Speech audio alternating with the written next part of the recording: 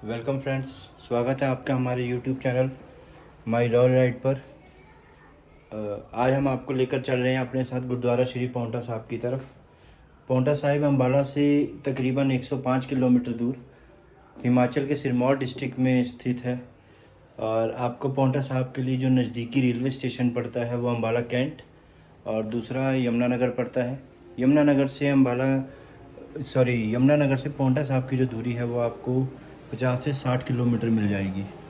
और अम्बाला कैंट और यमुनानगर से आपको दोनों तरफ से आपको बस की सुविधा मिल जाएगी, जो आपको सीधा गुरुद्वारा पांवटा साहिब तक ही उतारती है। पांवटा साहिब से बस स्टैंड जो है मुश्किल से 200 मीटर दूर होगा। तो आप बस पर आते हैं तो आपको कोई ऑटो की ज़रूरत नहीं पड़ेगी। बस से उतरिए, थोड़े वॉकिंग डिस्टेंस पर आपको गुरुद्वारा पांवटा साहिब पहुंच जाएंगे आप। पांवटा साहिब गुरुद्वारा जो है गुरु गोबिंद सिंह जी की याद में बना हुआ है। कहते हैं गुरु गोबिंद सिंह जी जब बंगानी का युद्ध जीत कर आ रहे थे तो पांवटा साहिब में रुके थे और उन्होंने वहाँ पर कई ग्रंथों की रचना की, जिनमें चंडी की वार और भी कई जो ग्रंथ हैं शामिल हैं। गुरुद्वारा पांवटा साहिब से वापस जाते हुए जब अनंतपुर साहिब जा रहे थे तो गुरु गोबिंद सिंह जी गुरुद्वारा टोका साहिब रुकते हुए, जो कि हमने लास्ट वीडियो में आपको दिखाया था। अगर जिसने वो वीडियो नहीं देखी तो आप हमारी उस वीडियो को देखें, क्योंकि जो हमने वीडियो डाली उससे आप लोगों का बहुत प्यार मिला। और अगर आपको ये वीडियो भी अच्छी लगे तो इसको अपने किसी एक दोस्त के साथ लाइक, शेयर और सब्सक्राइब ज़रूर करिएगा। तो शुरू करते हैं हम आज के अपने व्लॉग माई रॉयल राइड के साथ गुरुद्वारा श्री पांवटा साहिब।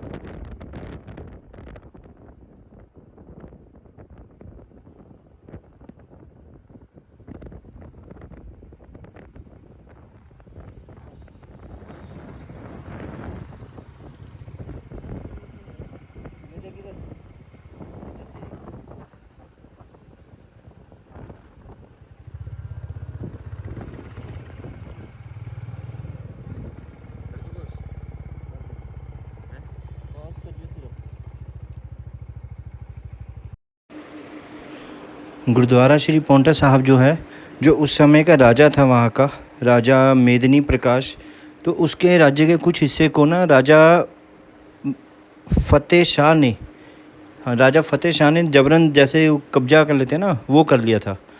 तो राजा अपने ऋषि के पास गया, ऋषि काल जो गुरु था उनका गुरु ऋषि कालपी, कि उनसे उसने सहायता मांगी। तो उनके जो गुरु जी थे उन्होंने कहा कि आनंदपुर साहब आप जाओ, वहाँ पर गुरु गोबिंद सिंह जी हैं, वो ही आपकी इस मामले में सहायता करेंगे।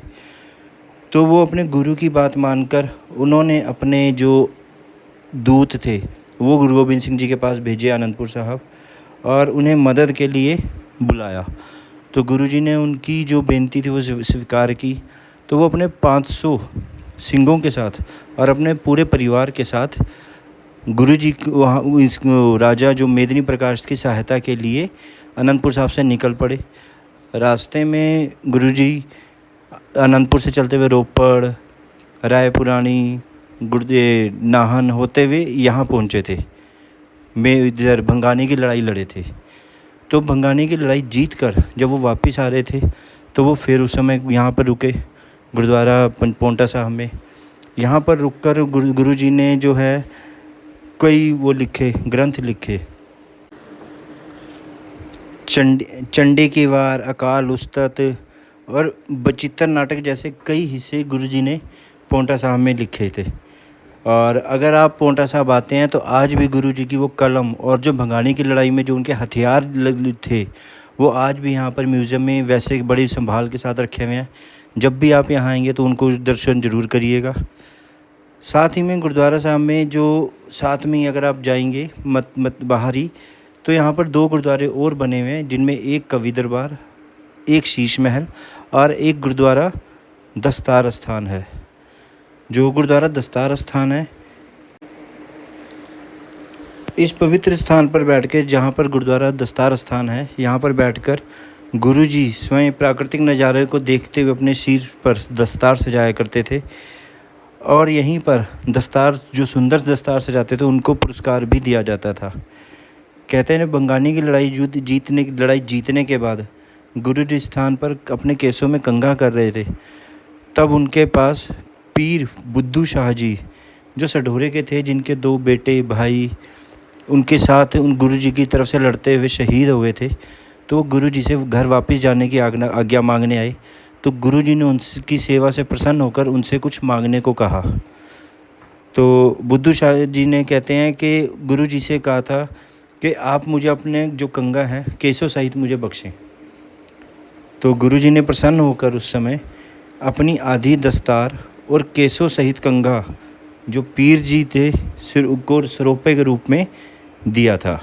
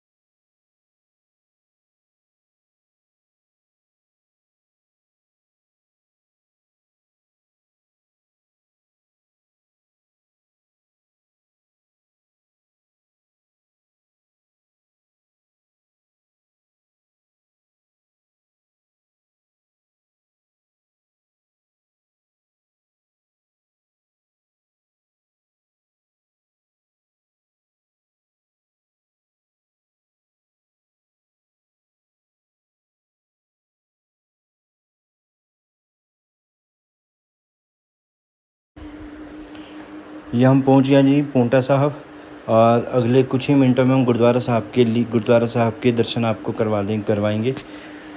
और ये यहाँ पर बाज़ार है, आप यहाँ से कुछ भी ख़रीदारी कुछ भी लेना चाहें आप ले सकते हैं। यहीं से थोड़ी दूर ही बस स्टैंड है, और ये सामने देखिए गुरुद्वारा साहब के दर्शन हम आपको करवा रहे हैं। और अभी चलते हैं, गाड़ी पार्क करके मोटरसाइकिल खड़ी कर अपनी, फिर आपको गुरुद्वारा साहब के अंदर के दर्शन भी करवाएंगे।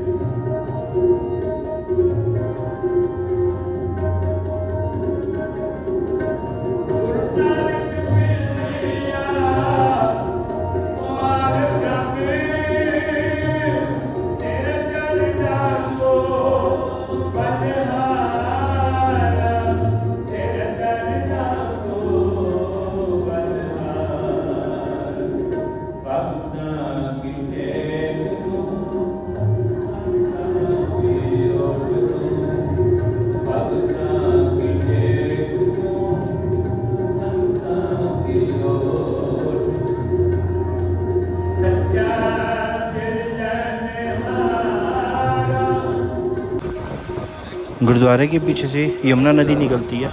कहते हैं उस समय जो यमुना नदी यहाँ से निकलती थी तो बहुत शोर कर जाती थी, जिससे गुरु जी को अपने जब ग्रंथ लिखते थे, ग्रंथों की रचना करते हुए बहुत दिक्कत आती थी। तो उन्होंने यमुना जी से अनुरोध किया था कि यहाँ से शांत होकर निकलें। तो तब से आज तक यमुना जी यहाँ से जब भी निकलते हैं तो यहाँ से शांत होकर निकलते हैं। जब आप आएंगे तो आपको यहाँ पर ये गुरुद्वारे के बैक साइड पर आपको यमुना जी के भी दर्शन होंगे।